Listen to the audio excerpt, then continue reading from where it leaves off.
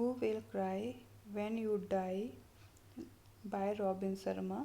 Lesson 1. Discover Your Calling. When I was growing up, my father said something to me I will never forget.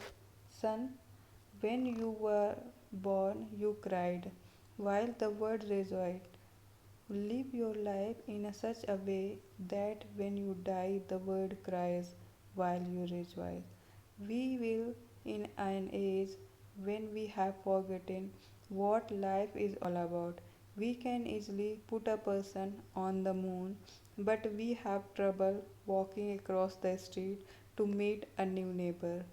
We can fire a missile across the world with pinpoint accuracy, but we have trouble keeping a date with our children to go to the library. We have email, fax machines, and digital phones so that we can stay connected, and yet we live in a time where human beings have never been less connected.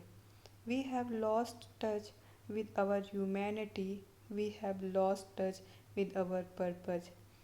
We have lost sight of the things that matter the most.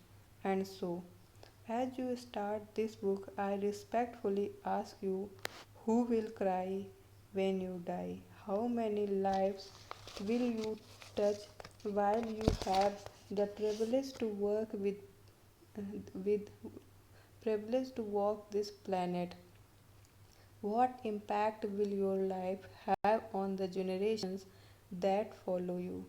And what legacy will you leave behind after you have taken your last breath?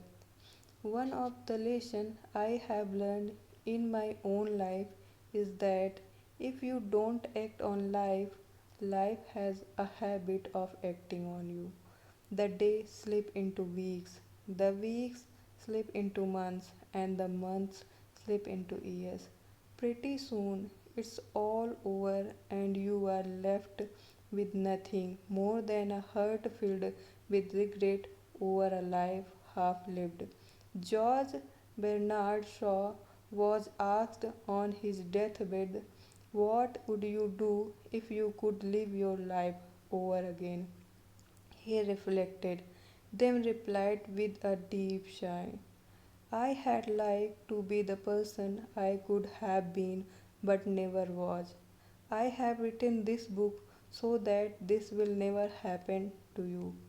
As a professional speaker, I spend much of my work life delivering keynote addresses at conferences across North America, flying from city to city, sharing my insights on leadership in business and in life with many different people.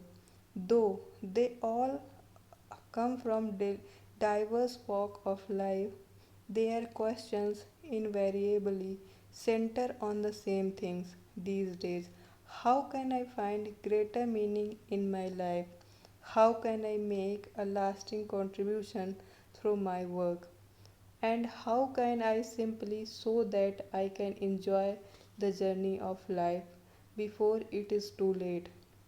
My answer always begins the same way. Find your calling. I believe we all have special talents and are just waiting to be engaged in a worthy pursuit. We all are here for some unique purpose, some noble objective that will all allows us to manifest our highest human potential while we at the same time add value to the lives around us. Finding your calling doesn't mean you must leave the job you now have. It simply means you need to bring more of yourself into your work and focus on the things you do best.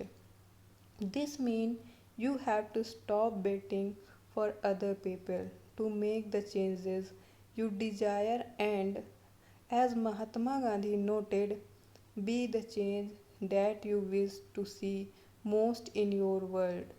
And once you do, your life will be changed. Thank Thanks for listening.